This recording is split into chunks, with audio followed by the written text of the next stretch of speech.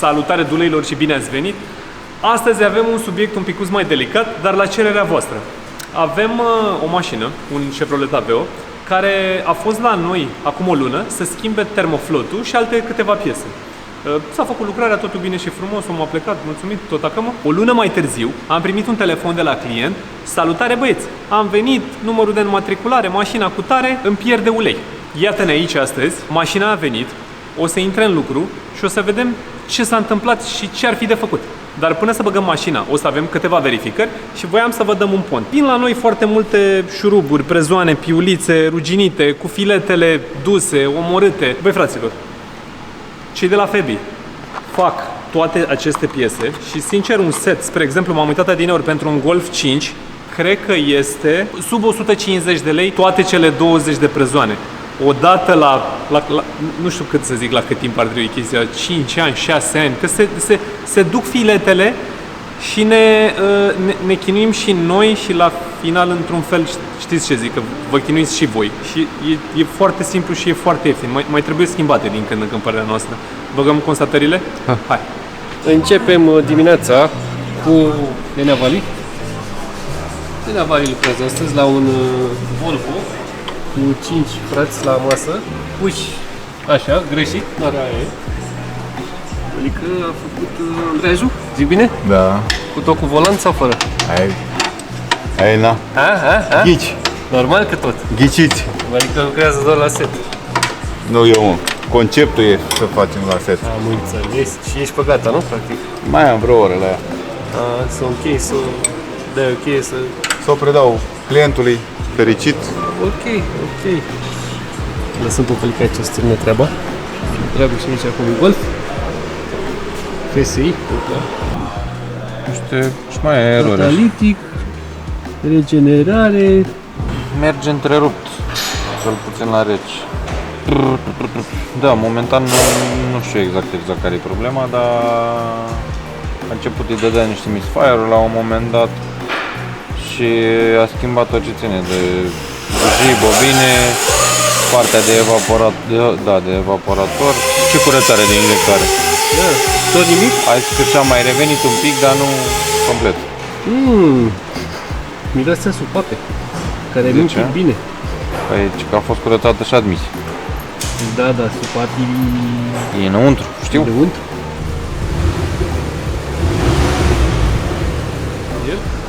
Am primit de la client ce avem de făcut la mașină și am zis că să... La ce mașină? Avem un Ford. Și începea și prima liniuță. Turbina a început să dea semne că trebuie recondiționat. A început așuiera. Și cum începe aia cu iarna pe uliță. Exact, credeam că urmează o rimă, jur. Da, pornește greu la sub 0 grade. Bujiile au fost schimbate în iarnă la începutul lui 2020. Dar parcă degeaba, mă gândesc că problema ar putea fi alta. Cureaua de accesorii a început să facă zgomot de fiecare dată după ce pornesc mașina. Ambreiajul a fost schimbat în 2021 de o echipă de oameni care probabil că nu l-au așteptat bine. Nu l-au ce? Nu l-au așteptat bine. Dar cum e cu echipă de oameni? Sunt curios. Steaua, Dinamo, ăștia, CFR-ul. Pentru că se aud zgomote fine de la el și când opresc mașina fără ambreiaj se simte ca un mic cutremur în toată mașina. Să vedem cum pornește, zic, nu? Da. Hai.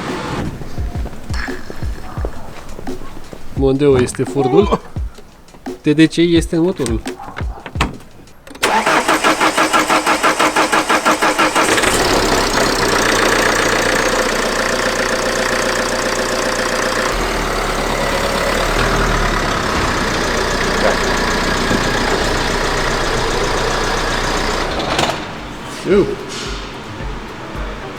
Și erai cu piciorul pe ambreiaj? De câte grade a fost? Erai cu piciorul pe ambreiaj? Mai încercăm o dată? Mai încerc o dată, dar cu piciorul apăsat. Mai băgăm Cu pedala apăsat pe piciorul apăsat.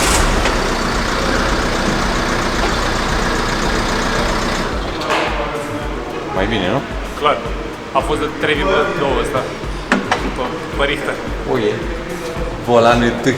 Hai să o dăm cumva să nu înțeleagă lumea greșit. Apreciem super mult compunerea pe care a făcut omul, în sensul în care când veniți cu listele astea făcute, pe noi chiar ne ajută. Noi încercăm să facem un pic haz de necaz cu cu ce s-a scris acolo, dar realitatea e că în momentul în care omul zice mă deranjează că se aude așa, pe dreapta face aia, noi avem niște puncte de plecare, deci chiar sunt utile, deci când veniți cu constatare și sunt mulți care zic și mai era ceva și vă sun eu mai încolo, gândiți-vă cel mai bine de acasă, faceți-vă listă, pe dreapta troncăne, acolo se aude un picuț așa, parcă am văzut nu știu ce, se oprește nu știu cum, la cald nu știu cum, scrieți-le că sunt utile. Aici ce domnul mecanic, are toate alea acolo? Are. Toate piesele, toate alea? Dacă te uiți pe aici, e mitirină. Vezi? Deci mașina asta în momentul în care pornește greu că se dezamorsează foarte puțin. Deci ceva se întâmplă cu corpul de la filtrul de ulei, de motorină. E forțat pe aici. Păi e forțat pentru că el nu mai stă, el în teorie, aici așa ar trebui să stea. Și el nu mai stă așa și stă, era căzut. Și uite, dacă te uite aici așa atinge în asta, vezi? Stă fix pe partea de fier de jos, vezi? Deci cel mai probabil, da, nu știu dacă e de la filet sau garnitură sau ceva, dar ceva e în neregulă. Ori corpul fisurat, dar nu părea are de ce să fisureze. Cureaua de accesorii nici vopsea nu mai are pe ea. A rămas ceva printat acolo undeva în ele. Uite, pierde antigel aici, pe la corpul de la termostat. Tot bilețel. Turbina, partea cu pornitul, eu zic că e de acolo, că se dezamorsează, cureaua de accesorii și ambreiajul. Deci la ambreiaj 100% e volant, ăla face așa. Am găsit o pierdere de antigel, am găsit motorina acolo și accesoriile. Și la partea de turbo... E curat aici. Dar fluier. Da, dar nu sunt chestii grave. Nu. Ambreiajul ăla, da. Bine, nu neapărat că e grav, doar că e costisitor.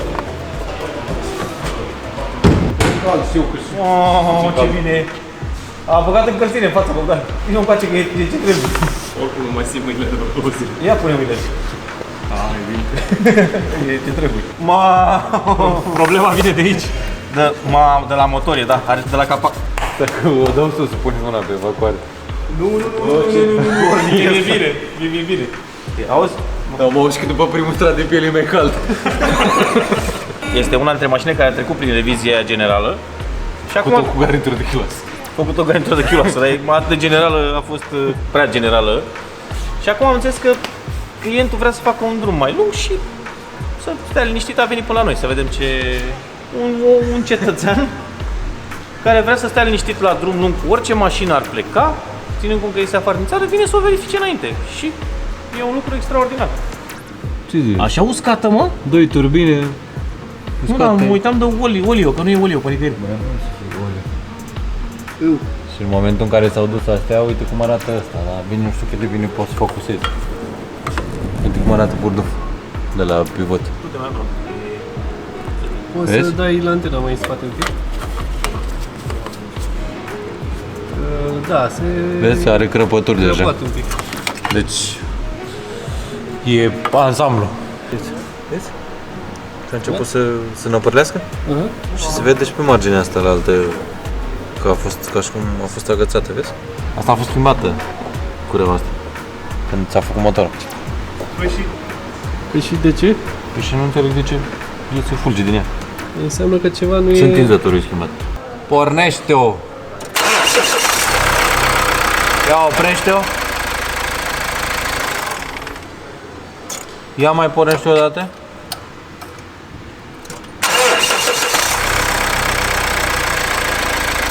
Oprește-o. Free. Culia cu frai? Da. Că am văzut că nu prea... Nu mai s-o Când se mai se oprește, curte. băți. Gata.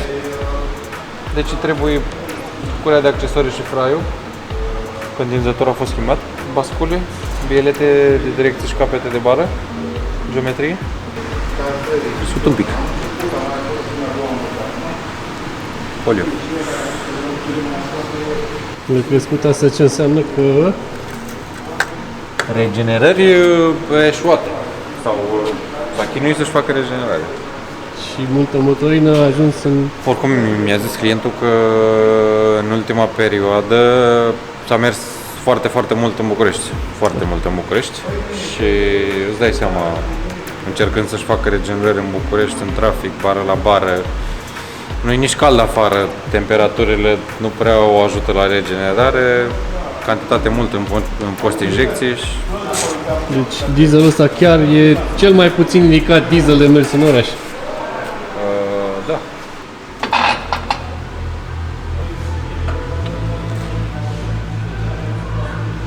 SQ8 TDI Mild Hybrid 4 4.0 litri 320 de kW. Enter. Ăsta îl vreau, da. Ăsta. Plăcuțe față-spate.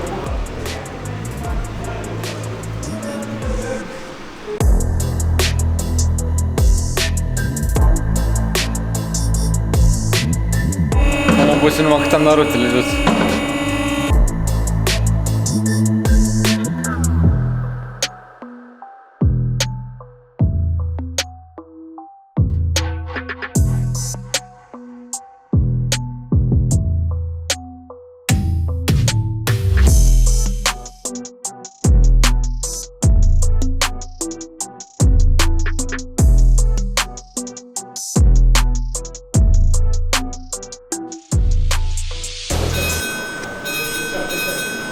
Alo, alo.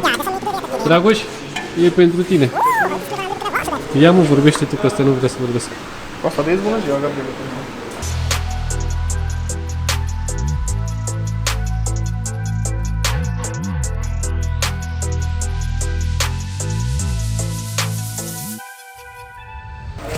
Plăcuță veche, plăcuță nouă. Plăcuțele noi au venit cu senzor acustic mecanic, iar celelalte au doar senzor electronic. N-aș vrea să tai astea și să le montez, pentru că dacă există o foarte, foarte mică diferență undeva la orice, nu mai avem ce să facem cu ele. Corect. Și din cauza asta o să le comandăm pe celelalte, nu se găsesc din păcate decât Rembo sau Origine. Le comandăm pe Origine și le montăm pe alea.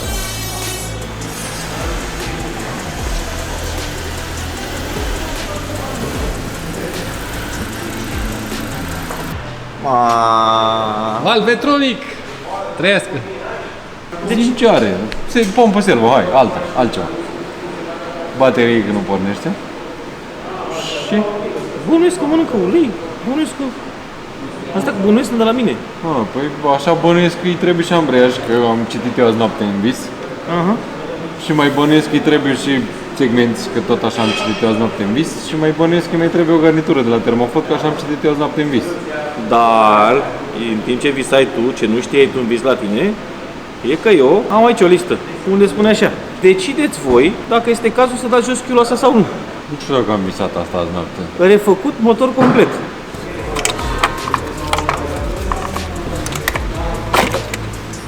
Nu știu ce cu asta.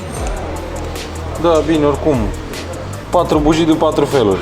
Asta e un fel, asta e un bobine. Asta e un fel, asta e un fel, asta e un fel. Niciuna nu e la fel. Nici măcar ăstea două? Nu. Asta e NGK și asta e Bosch. Bosch. Asta e originală BMW și asta e originală BMW. Dar e altul. Da, asta e alt model și asta e alt model.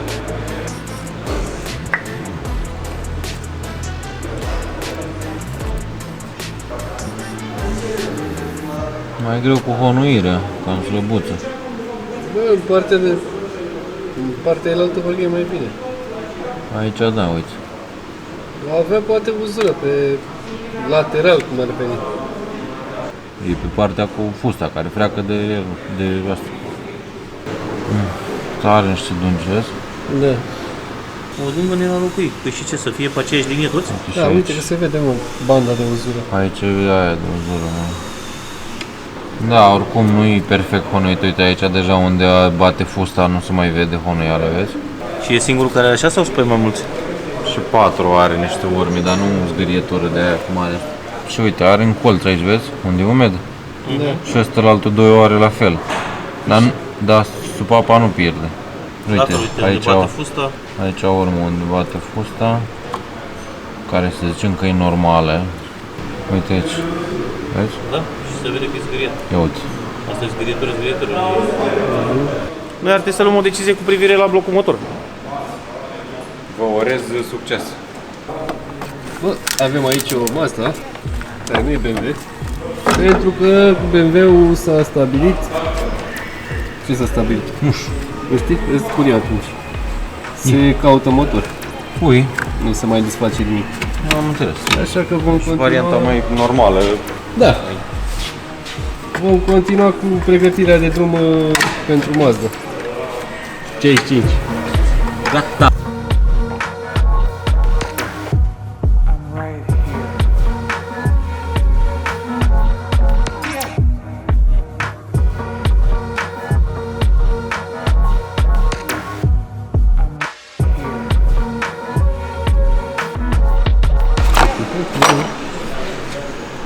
Ai și pus un... Și acum? Altceva? Se simte că e altceva? Deci, asta este gândită că în momentul în care se oprește motorul să nu bruscheze cureaua. Da. Sau cam scaturațiile. Da.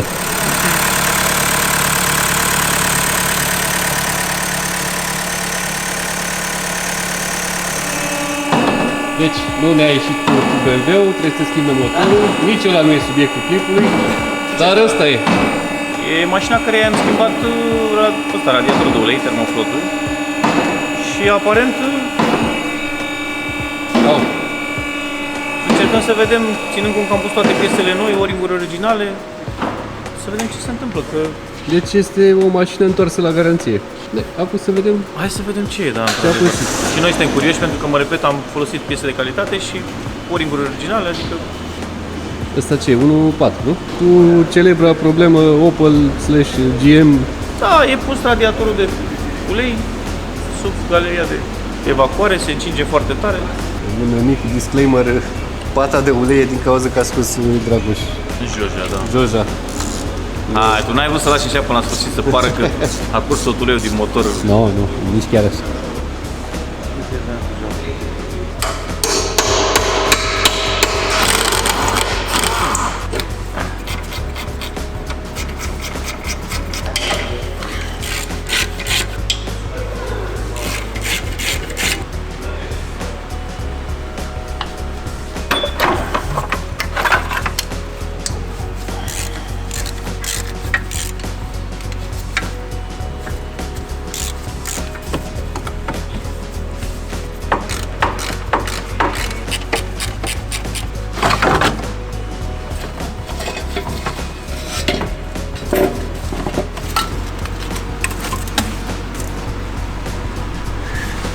De sub, dacă vezi. E ud.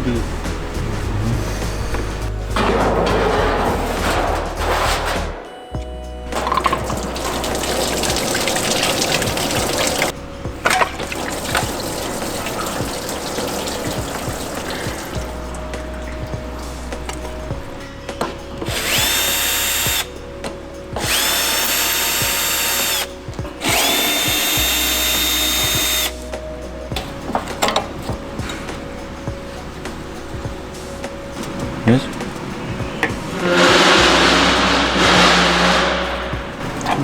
Ciupită.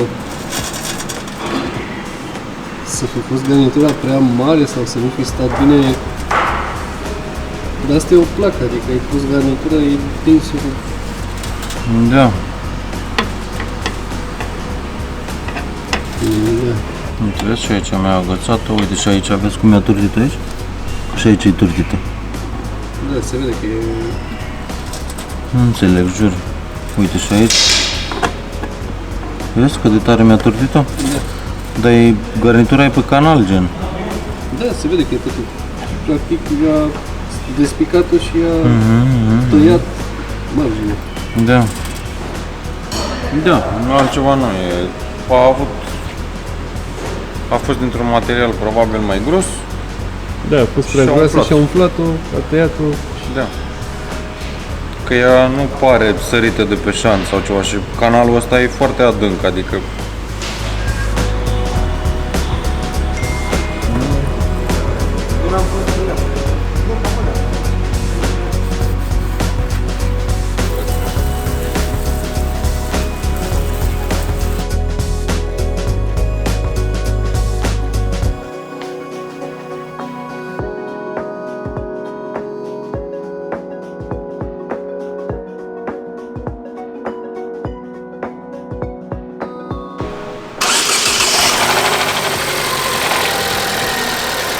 se mai întâmplă înainte. De asta există garanție. Clientul își rezolvă problema pe garanție și noi mai departe vedem cu producătorul. Da. Garnitura, ce s-a întâmplat. Clar, da. Nu avem ce să facem altceva. Hai. Bine că s-a rezolvat, nu? Da.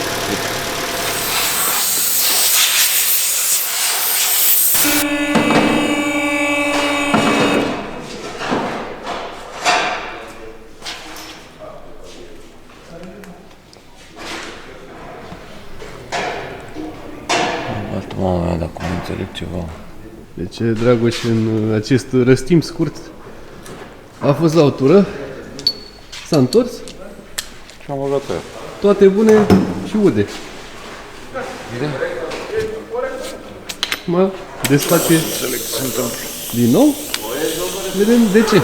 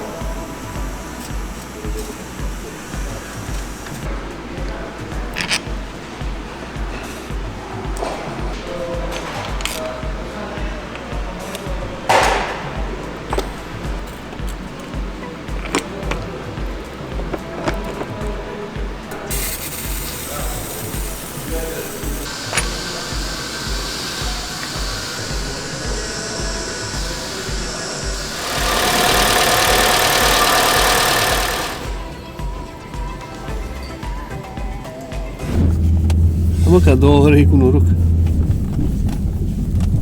E deranjant să muncești de pomană și să... Na, de 2-3 ori. Acum chiar sperăm, după ce s-a schimbat corpul cu totul, să se fi rezolvat problema.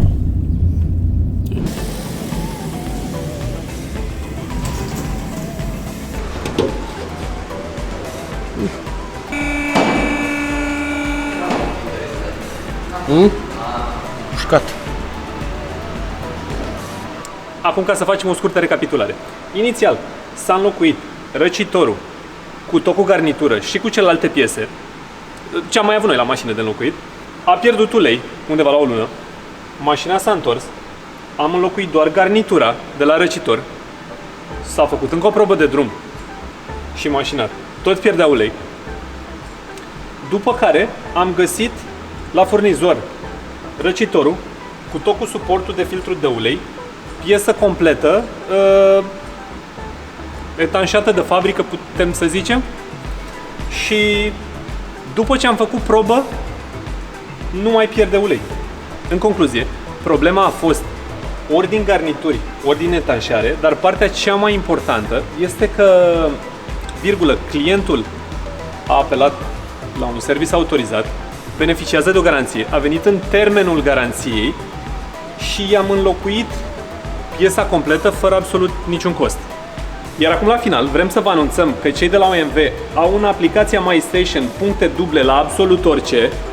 Deci indiferent că e vorba de alimentare, cafea, spălătorie, mâncare și tot ce mai e acolo, puncte duble, până la 15 martie. Și dacă tot suntem la capitolul ăsta delicat, cu probleme pe garanție la service, bineînțeles întâi trebuie o constatare și văzut ce s-a întâmplat. Cred că ar fi foarte tare să scrieți jos în comentarii ce probleme ați avut voi la anumite lucrări și cum s-au soluționat. Scrieți-ne acolo jos în comentarii și cea mai tare întâmplare va fi premiată de prietenii de la OMV cu un voucher de combustibil în valoare de 500 de lei. Ne vedem jos în comentarii și de fapt data viitoare. Pa, pa!